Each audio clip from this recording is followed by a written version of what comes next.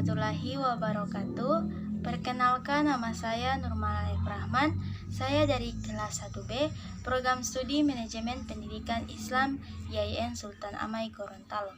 Dalam video ini, saya akan menjelaskan tentang ilmu dan kebudayaan. Ilmu berasal dari bahasa Arab alimah, sedangkan dalam bahasa Inggris disebut sains. Dari bahasa Latin yaitu scientia atau pengetahuan. Pengertian ilmu yang terdapat dalam Kamus Bahasa Indonesia adalah pengetahuan tentang suatu bidang yang disusun secara bersistem menurut metode-metode tertentu yang dapat digunakan untuk menerangkan gejala-gejala tertentu di bidang pengetahuan itu.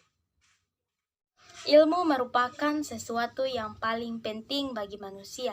Melalui ilmu, semua keperluan dan kebutuhan manusia bisa terpenuhi secara lebih cepat dan lebih murah. Peradaban manusia sangat berhutang kepada ilmu, karena ilmu merupakan sarana untuk membantu manusia dalam mencapai tujuan hidupnya. Ilmu adalah pengetahuan yang pasti sistematik, metode ilmiah, dan mencakup kebenaran umum mengenai objek studi. Ilmu membentuk daya inteligensi yang menghasilkan keterampilan atau skill. Ilmu merupakan sesuatu yang diketahui oleh individu. Ilmu digali dan ditemukan oleh manusia untuk mempermudah aktivitas dalam kehidupannya.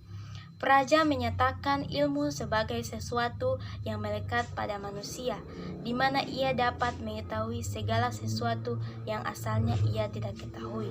Ilmu dapat dikatakan secara umum itu berarti tahu. Ilmu itu pengetahuan. Seseorang yang memiliki banyak ilmu dapat dikatakan sebagai seorang ilmuwan, ahli pengetahuan, dan lain sebagainya. Ilmu adalah pengetahuan yang diperoleh oleh manusia dengan syarat kriteria ilmiah yang merupakan kebenaran. Pada hakikatnya, tujuan ilmu untuk mempermudah aktivitas manusia dalam memenuhi kebutuhan dan mencapai tujuannya. Ada 8 ciri yang menandai ilmu, yaitu yang pertama, ilmu pengetahuan secara metodis harus mencapai suatu keseluruhan yang secara logis, koheren. Itu berarti adanya sistem dalam penelitian atau metode maupun harus susunan logis. Kedua, ilmu pengetahuan tanpa pamrih, karena hal itu erat kaitannya dengan tanggung jawab ilmuwan. 3. Universalitas. Ilmu pengetahuan, semua ilmu yang diketahui itu bersifat universal. Keempat, objektivitas, artinya setiap ilmu terpimpin oleh objek dan tidak didistorsi oleh prasangka-prasangka subjektif. Kelima, ilmu pengetahuan harus dapat diverifikasi oleh semua peneliti ilmiah yang bersangkutan. Karena itu, ilmu pengetahuan harus dapat dikomunikasikan. Ilmu pada dasarnya sudah diakui oleh peneliti ilmiah. Terdapat kesepakatan yang sesuai dengan fakta dan pengetahuan yang ada. Keenam, progresivitas, artinya suatu jawaban ilmiah yang bersifat ilmiah sungguh-sungguh bila mengandung pertanyaan-pertanyaan baru dan menimbulkan problem-problem baru lagi. Ketujuh, kritis, artinya tidak ada teori yang definitif. Setiap teori terbuka bagi suatu peninjauan kritis yang memanfaatkan data-data baru. Yang terakhir yaitu ilmu pengetahuan harus dapat digunakan sebagai perwujudan kebertautan antara teori dengan praktis. Ilmu adalah sifat rasional, logis, objektif, dan terbuka, serta dilandasi oleh sifat kritis untuk mengetahui perkembangan ilmu. Ilmu yang diperoleh dari pengetahuan dan kriteria lainnya, pada dasarnya ilmu merupakan bagian dari pengetahuan dan pengetahuan merupakan unsur kebudayaan. Jadi, ilmu merupakan proses berpikir untuk mendapatkan pengetahuan yang benar, atau secara sederhana, ilmu bertujuan untuk mendapatkan kebenaran. Kebudayaan. Kebudayaan berasal dari bahasa Selanjutnya adalah kebudayaan. Kebudayaan berasal dari bahasa Sanskerta budaya, yaitu bentuk jamak dari budi, yang berarti budi atau akal. Dengan demikian, kebudayaan dapat diartikan hal-hal yang bersangkutan dengan akal. Berikut ini beberapa pengertian kebudayaan dari para ahli, yaitu yang pertama, Ki Hajar Dewantara.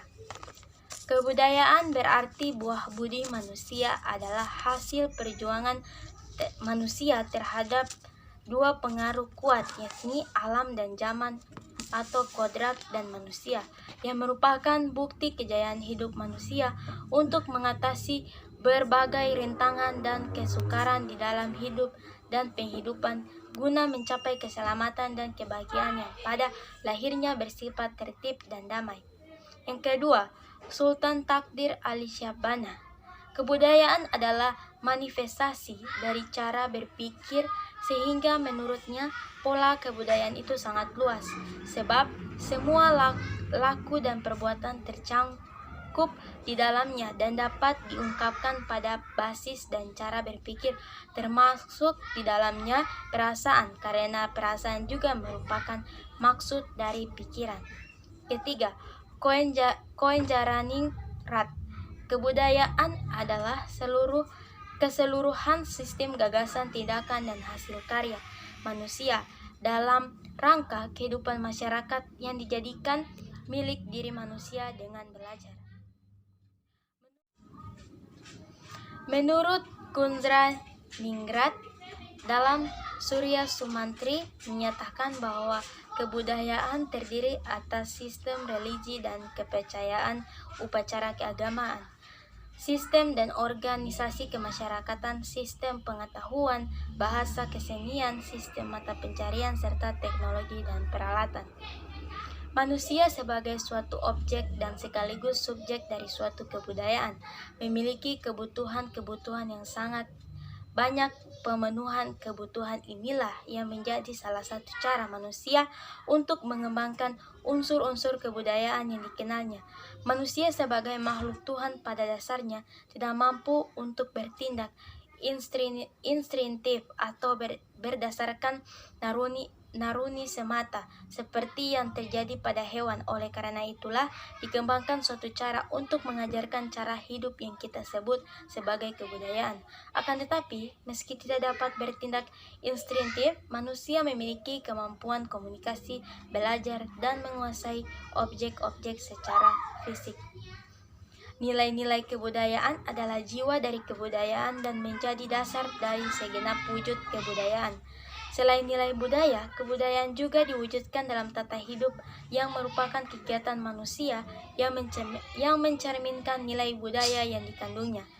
Nilai budaya bersifat abstrak, sedangkan tata hidup bersifat real. Kegiatan manusia dapat ditangkap oleh panca indera, sedangkan nilai budaya hanya tertanggung oleh budi manusia. Keseluruhan yang dipaparkan sangat erat kaitannya dengan pendidikan, sebab semua materi yang terkandung dalam suatu kebudayaan diperoleh manusia dengan sadar lewat proses belajar. Secara belajarlah yang membuat transfer kebudayaan dari generasi yang satu ke generasi berikutnya. Dengan demikian, kebudayaan diteruskan dari waktu ke waktu. Kebudayaan yang telah lalu bersintesis pada masa kini, kebudayaan masa kini disampaikan ke masa yang akan datang. Kebudayaan adalah hasil cipta karya dari manusia yang bersumber dari akal rasa dan kehendak manusia. Oleh karena itu, kebudayaan tidak akan dapat berhenti selama manusia masih menciptakan karya, maka prosesnya akan terus ada.